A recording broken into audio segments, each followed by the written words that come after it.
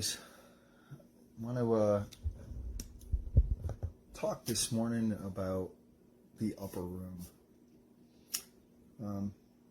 The upper room was where a lot took place. So in the events of Holy Week, we're on Thursday. So a lot happened on Thursday. The Last Supper with Jesus and his disciples, where so much of his plan was conveyed to his and told to his disciples, that he was in fact going to be going away. It's where he gave them the last commandment, which was, I'll read through, which is probably the most important commandment of all. And that was where Judas was called out for betraying him. Jesus didn't call Judas out, but he acknowledged that he knew he was betrayed. And I'll get into that get into the details a little bit more. But so let's start with the events in the upper room. All of the important things that happened in the upper room. So the Last Supper. So at the Last Supper, Jesus actually washed his disciples' feet. So I've said it before. Jesus came to serve, not to be served. You're talking about the King of all kings, the Holy of all holies. He came to this earth, wrapped himself in flesh to serve. He didn't come down as a king. He came down as a bondservant. They called him master. His disciples called him master, yet he washed their feet.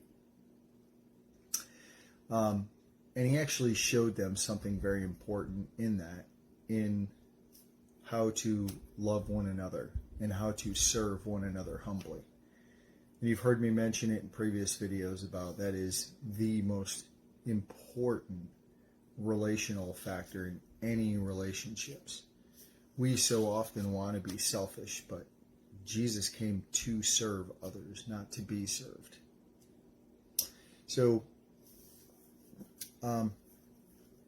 Satan had put the greed into Judas's heart, and Judas would go on to betray Jesus for 30 silver pieces.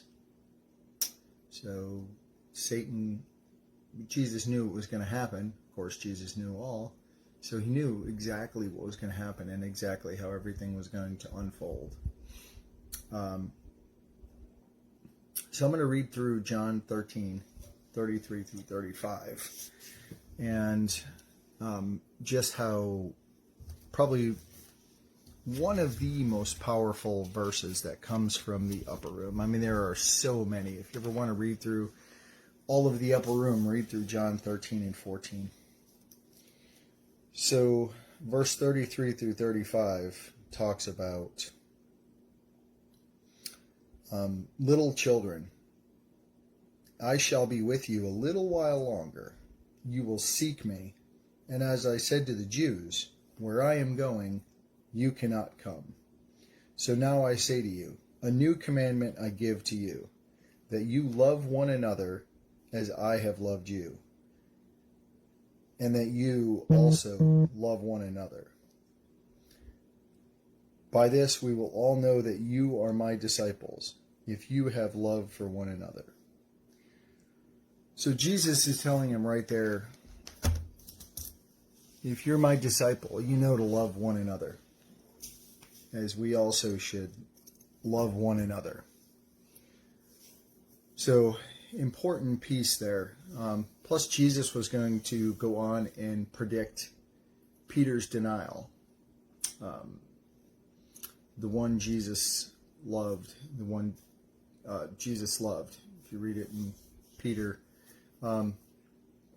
he was probably Jesus' most beloved disciple. And Peter would actually go on to deny Jesus 3 times before the rooster crowed. He actually said, the rooster shall not crow until you have denied me 3 times. And that denial comes after Jesus is captured in the Garden of Gethsemane. So probably one of the most powerful verses for us and for all people, and especially in discipling others. Morning, Todd. Probably one of the most important verses in discipling comes out of the upper room, and that is John 14:6. I am the way, the truth, and the life. No one comes to the Father but through me.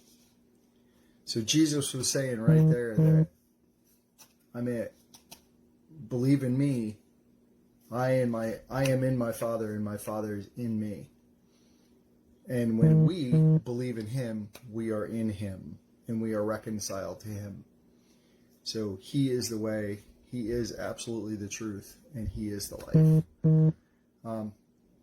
So probably one of the most important verses to come out of the upper room. But so once they leave the upper room, they go to the Garden of Gethsemane. And they'd actually been going to the Garden of Gethsemane all week long. Morning, Rod. And so that was why Judas knew where to find Jesus, because they had been going out to the Garden of Gethsemane so Jesus could pray. I'll go into it a little bit more tomorrow. I don't want to run super long.